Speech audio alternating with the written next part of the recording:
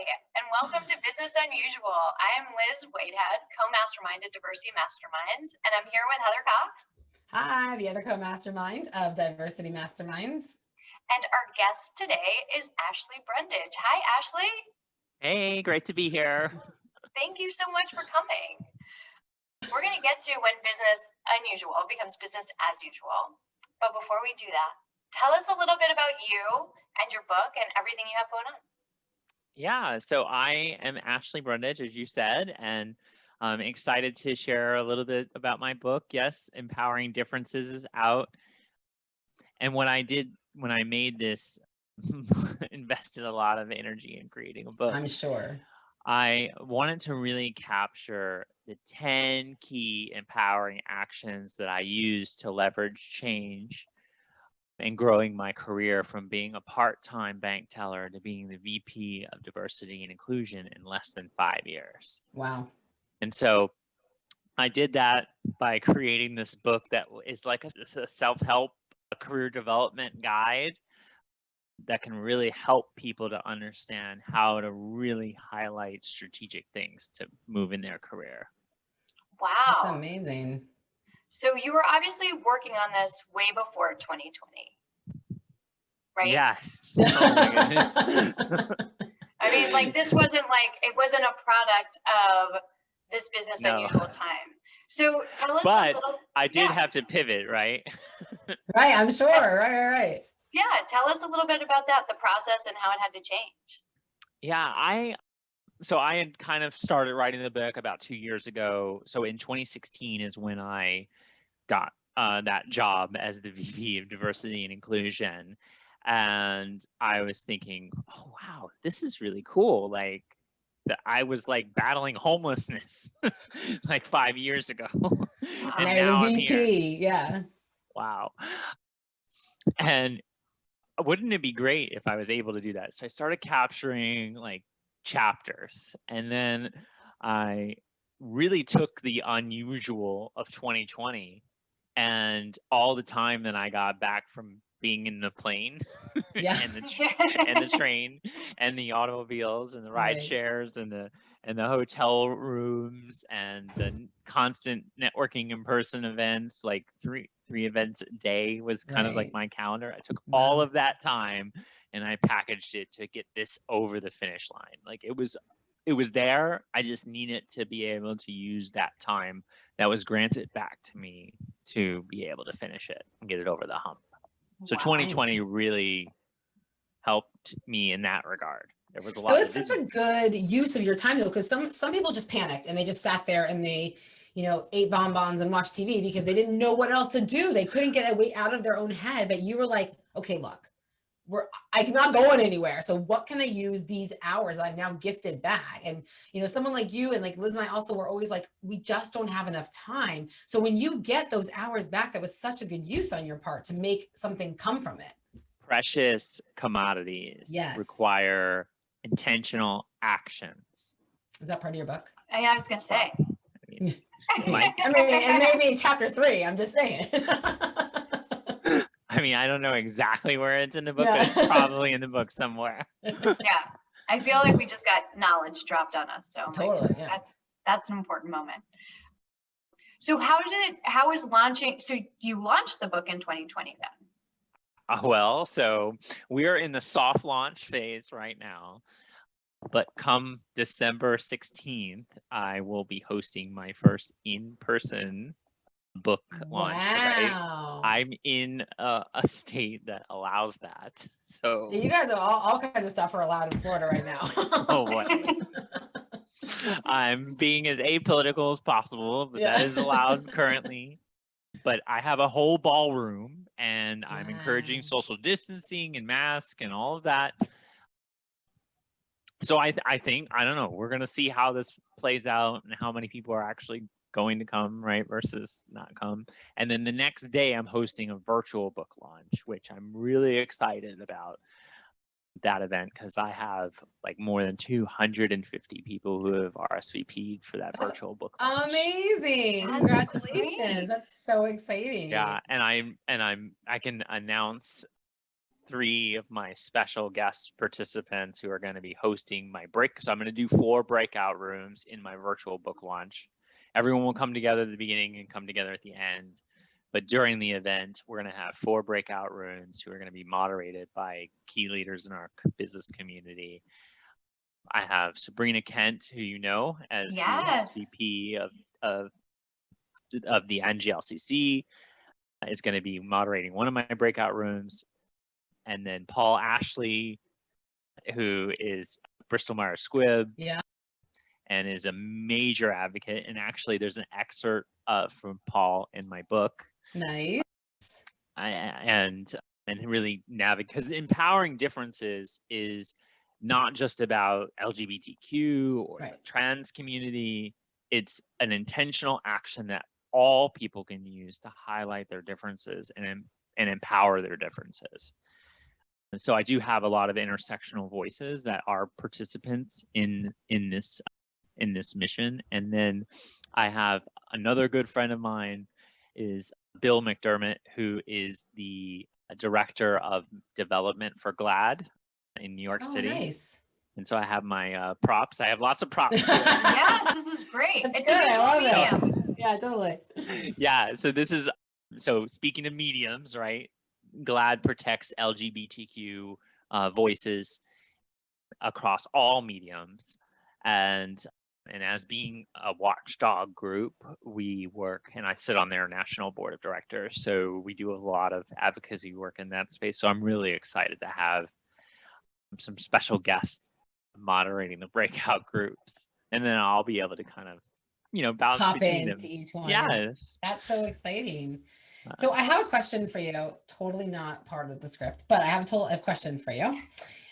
So you mentioned something earlier, just like a minute ago, where you said it's about embracing diversity across all walks of life. Now you're a parent, so yeah, I see that, right? Yeah.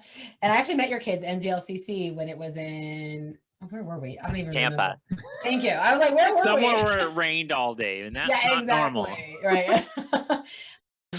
So how have you educated your kids or taught your kids like that? Because kids sometimes will say, like, sometimes my kids say things and I'm like, I can't believe they said that out loud. Like, have I totally failed as a parent, right? But they say things, it's not malicious. They're just like, it's just what they see, right? And they're very black and white. So what have you done, or how have you educated your kids about embracing differences from all walks of life? Yeah, I love this question because I mean, for me, kids are just naturally inquisitive. Yeah. From what I see, like, inclusion is kind of in their DNA.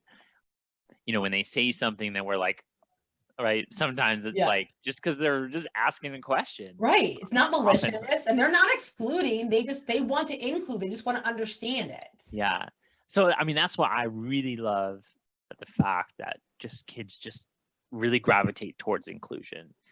And it's that feeling of that sense of belonging and compassion and connectivity.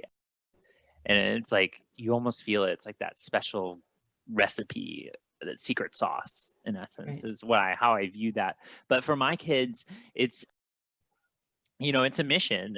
Obviously, their world was turned upside down 12 years ago when I came out as a transgender person. I battled that since I was 2 and 3 years old, but never really didn't have the ability to put it into words and put it into action and make the decision to live authentically. And I had kids, and my kids actually saved my life so many more times than I can count. Yeah. The trans community faces a 42% suicide attempt or commit rate. Wow. And that's because it's so hard, and there are so many things working against us, like just being able to be authentic, to get employment. Like, there's a lot of barriers that we have to face. So for me, having my kids and having them in my life and supportive was literally a game changer for me. So allyship ultimately is what this boils up to, and how important that is. So if you have the opportunity to, to prop somebody up and give them the compassion and support that day, it might be what they need to make the difference in their mission. Right. Oh, that's great. I feel like this, I feel like we have a lot of deep questions now. We have like, we're like parents, inclusivity. You mentioned before that precious commodities need intentional actions. I think I'm paraphrasing, but I don't think I got it right. No, that's exactly what she said. Is that what it was? Perfect. Yeah. That was it. So what are some intentional actions that you took? Like, you had this book, this labor of love, and 2020 didn't look like we wanted it to. So it helped you get that done. But what are some of the intentional actions that you were like, I'm still going to make this work. I'm still going to do my book launch, things like that. Yeah. I mean, I think that we have to really be cognizant of our surroundings, even more so in 2020. It's like you walk into the store, right? Because you have to go in sometimes for supplies or things that you can't necessarily get to your house, and you're wearing the mask. And I'll walk in and if I see somebody that and I'm smiling and they don't know that I'm smiling. I know, yeah. Sometimes I'll say, "Oh, by the way, I'm smiling." Yeah. I mean, it seems really silly, but it's such an easy action and then that person feels better, and then you can see the bone structure shift in their eyes at the top and around the sides, and then you can just kind of get the inclusion that happens just by saying that you're smiling. Right. But you really have to use that intentionality that I was talking about earlier. Like, I could have just written this book just in my with just my stories and then called it a day and been done with it earlier in the year. But I really wanted to make sure I brought that intersectional voices. So having people of different race give their lens on empowering differences and what people of different age demographic, people with differing abilities than my own abilities. I think that is what really makes this so purposeful. So you can do this in your day-to-day. The moment that you host a meeting with your team and you shut the door, or you start the meeting, or you press the record button, and if there isn't other intersectional diverse representation from that meeting, then you may be practicing exclusion. Right. And you really have to be purposeful. It's not easy at first. And this is why cancel culture exists, right? It's because that it's not easy, and people have to really be intentional in what they do. So if you show up to a community board meeting, and whether that be virtual or in person, if you show up and you look around the boardroom and you don't see other people, right, or you don't see people of differing race, if everyone looks like you, then there's a problem, right? Then you should be the one to stand up and walk out.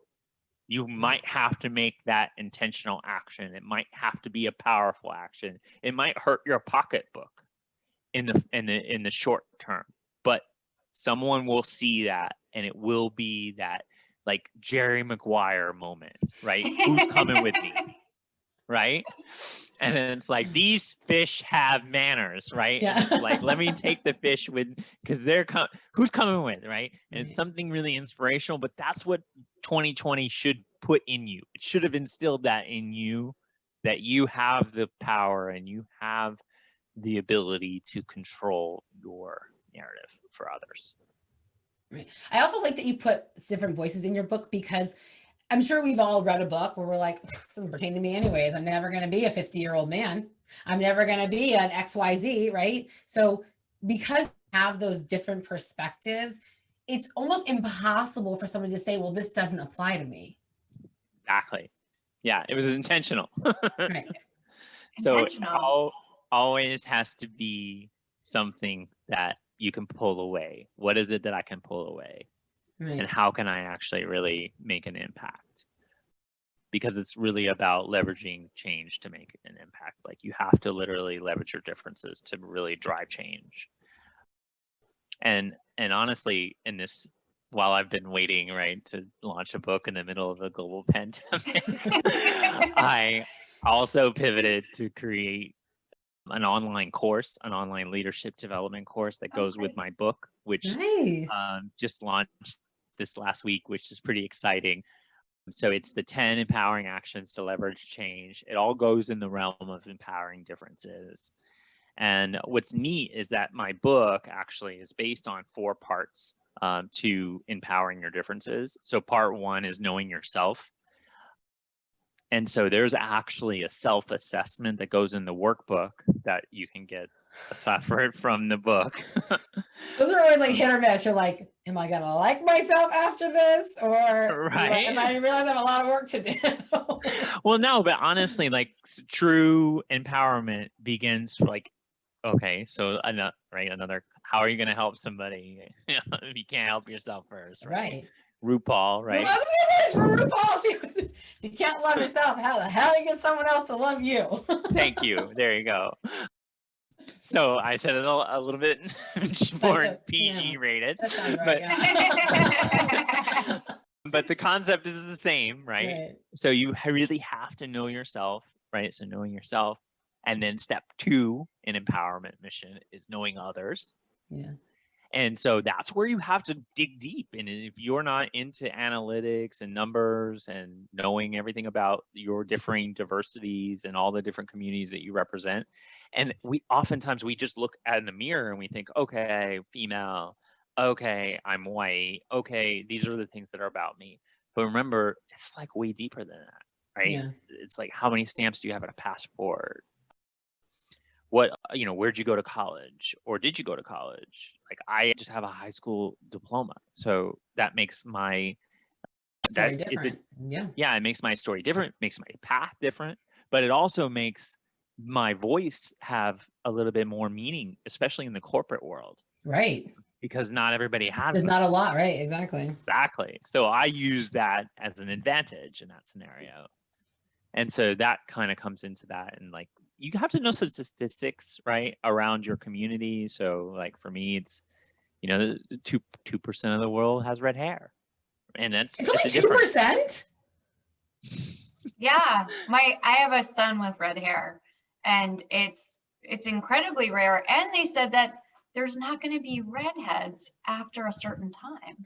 Well, because it's recessive, and because you don't see redheads intermingling with other redheads. No, it doesn't happen a lot. Because I think I have one friend who's married to a redhead, but they're both like very faint gingies. They're not pure red, Yeah. So, but yeah. Well, because people are like, "Oh, you're kissing your brother or your sister," right? Right, because we get worried about what other people think. Right. Yeah. So I went part 1, part 2, part 3 is building your strategy, right? So now we're kind of making strategic moves, trial and error. You have to kind of, learn through that, learn from your mistakes. And then part 4 of the book is all about the empowering actions and how you can actually leverage change through those actions. Awesome. I like a lot of the examples you've given. I like that it's like very practical about how to leverage your difference for a good thing. We're not going to just delve in here in terms of why you're different or what those, what that means. What we're talking about is how you can leverage that, how you can make it work for you. And I love that. Yeah. Yeah. Well, and I do expect this leadership thing you got going on to be NGLCC certified, Ashley. My company is NGLCC certified. Yes, of course. I am an LGBTB. Yes, okay. I'm coming up for a renewal, so I'm excited about that. March 31st. It's bad that I know my renewal date. No, I know mine too. I got you. I'm with you. Totally. Okay. Yeah. I'm like, is that my birthday or my renewal date? I get them confused sometimes. October 30th is mine. See, we all know it. You fill it out all Oh the my time. goodness. Well, so you mentioned, you kind of touched on this already, but I'd love to ask you in a more direct way. One of the things we talk about is obviously we'd all love to see, look, you've got all the props. Such good product placement. We need more products. Right. I went on the wall. It's like, we're on video. Very nice. There you go. I'm sorry for being distracting. No, it's fine. No, of course it's booze. So we all want coronavirus to go away, right? We've dealt with it, we've flexed, we've pivoted, but we'd like for it to go away. what's one thing that you'd like to see stay after coronavirus goes away? I think the accessibility is so impactful for how easy it is to click the button to be in that meeting.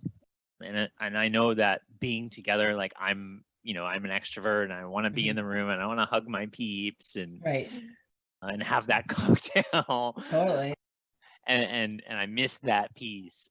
But I do think that the hybrid component that you're going to see a lot in Q1 and Q2 for organizations around their events is going to be really powerful because it makes their event more accessible to others. Like I just think about like during the pandemic, I clicked a button and I was in Kansas City. Then, 2 minutes later I was in Denver, and then 2 minutes later I was in Houston, and I'm like, I would have never been able to be this productive, Right? if I had to get on the plane every single time. But some things we have to be getting on a plane for. So I definitely am looking forward to that humanistic element. But I think that you'll see a lot more hybrid accessibility. I think that that's going to be here to stay. People will have the camera in their room and then be streaming the meeting. For those that don't have the ability. Yeah, that's great. I like that. Yeah, I think that's awesome. Well, so when people want to pick up your book after the real launch and virtual launch, how do they find you? So they can do a couple different ways at empoweringdifferences.com if you want me to be in my office here and sign you one. And I added this really great page here in the front where I can write a whole entire inscription for you. Oh, good. of empowerment. So if you want a special empowerment message, if you buy from my website, I'll do that for you and send it out directly to your house at empoweringdifferences.com. But you can also grab my book on Amazon if you want to have it next day. It's Prime eligible. Right. I want a message from you. I want a handwritten note. So I'm going to your website. Yeah, handwritten note on my website. While you're on my website, that's where you can also check out my leadership development course, the 10 Empowering Actions to Leverage Change, which is going to be really it's going to really open up your mind to really be thinking about that intentional way that you can really highlight the things that are different about you. So often we take the things that we think are our biggest weakness, and whatever you think is your biggest perceived weakness, that actually really is your biggest strength if you position it right. And that's what we teach you to do. So I love that. Wow. I feel like I think I'm going to go back and listen to this episode multiple times and pick out all of the great things you said and repeat those to other people like I said them. No, I'm just kidding. I'll give you credit. No, it's okay. Just make sure that you send them to my website. Yeah. Lift you up. Yeah, no, of course. Sure. This is tons of good nuggets in here. We could talk forever, but our time is up. So Ashley, thank you so much for joining us, for writing your book, and for sharing part of it with us. I'm so glad to do it. And I'm really excited about all the empowerment work that you all are doing to build up diverse-owned businesses and make an impact. Thank you. And we'll see you next time on Business Unusual.